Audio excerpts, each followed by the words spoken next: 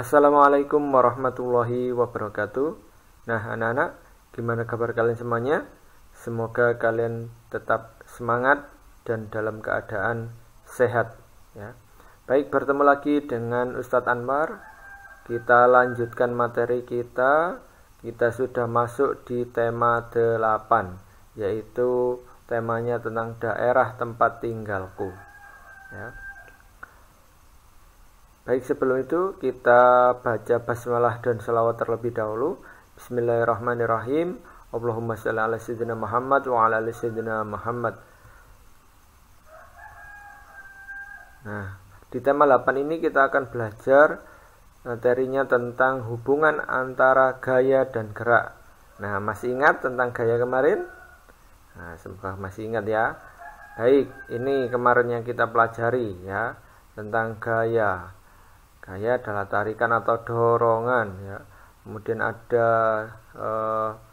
dua macam ya. Kemudian ada akibatnya sama alat ukurnya ya, dan beserta contoh dari gaya. Nah, yang akan kita pelajari adalah ini ya. Nah, hubungan antara gaya dan gerak ya. Gaya dan gerak. Nah, perhatikan gambar-gambar berikut ini ya. Nah, di situ ada orang mendorong gerobak ya, terus menendang bola, nah, terus menarik delman, kemudian panah, menarik kursi, mendorong meja ya, ini juga mendorong meja. Nah, masih ingat apa itu gaya?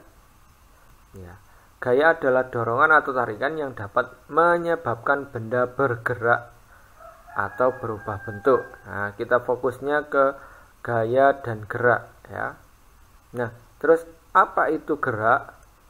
Gerak adalah perpindahan kedudukan suatu benda terhadap benda lainnya, baik perpindahan kedudukannya yang mendekati maupun menjauhi suatu benda atau tempat asal akibat benda itu dikenai gaya.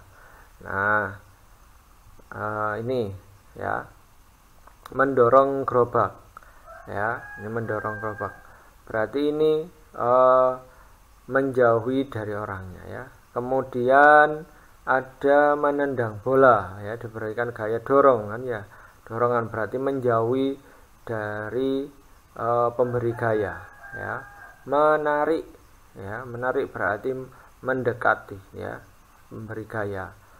Nah, kemudian ini juga menarik kursi, berarti kan kursinya ini mendekati gayanya ini ya. Kemudian mendorong, nah, mendorong kursi meja ini ya, maka menjauhi dari pemberi gaya. Ini juga mendorong, menjauhi ya, semakin ke sana semakin menjauh dari yang memberi gaya. Baik, gaya tadi ya, tarikan atau dorongan. Kemudian gerak itu adalah perpindahannya. Ya, tadinya posisinya di sini, misal bola ini ya, menendang bola. Maka ketika dikasih dorongan, dikasih ditendang, maka dia akan bergerak, berpindah ya.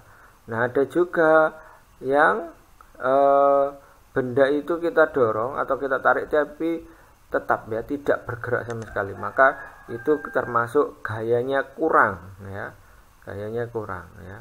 Jadi bendanya ini lebih berat daripada gayanya, akhirnya bendanya ini tidak bergerak sama sekali itu ya. Nah, selanjutnya gaya ada yang kuat dan ada pula yang lemah ya. Nah, besar kecilnya gaya ditentukan oleh kuat atau lemahnya tarikan atau dorongan. Nah, kalau mendorong seperti ini ya, mendorong satu meja ini didorong sendirian ya, maka gaya yang diperlukan besar ya. Ini ya. Kalau begini, nah lebih ringan mana? Nah, lebih ringan ini ya, karena diberikan gaya dorong yang besar ya, 2 orang, maka perpindahannya akan semakin cepat juga ya. Tuh, jadi bendanya bergerak ini tergantung dari besar gaya yang diberikan. Kemudian antara alasnya ini ya, Nah, ini semakin licin ya, semakin halus permukaannya, maka semakin mudah bergeraknya ya. Kemudian juga antara nanti bidang miring sama bidang datar ya, itu juga akan beda, itu akan mempengaruhi. Berdasarkan contoh-contoh tersebut dapat ditarik kesimpulan bahwa faktor yang mempengaruhi gerak benda adalah: 1. Besar kecilnya gaya yang bekerja pada benda. 2. Halus kasarnya permukaan benda. Ya, ini nanti hubungannya dengan gaya gesek ya. Besar kecilnya gaya gesekan. Yang keempat, kemiringan permukaan suatu benda. Nah, itu ya. Nah, tugas buat kalian mengerjakan di buku pendalaman 4H halaman 5, 6, 11, dan 12. Kemudian tugas yang kedua, mengerjakan tugas tema 8 ya. Sudah Ustaz lampirkan di Google Class ya, dikerjakan di buku tulis, kemudian di foto. Jangan lupa disertakan nama, kelas sama nomor ya.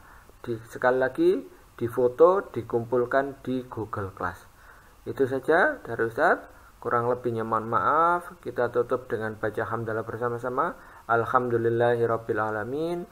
Ustaz akhiri. Assalamualaikum warahmatullahi wabarakatuh.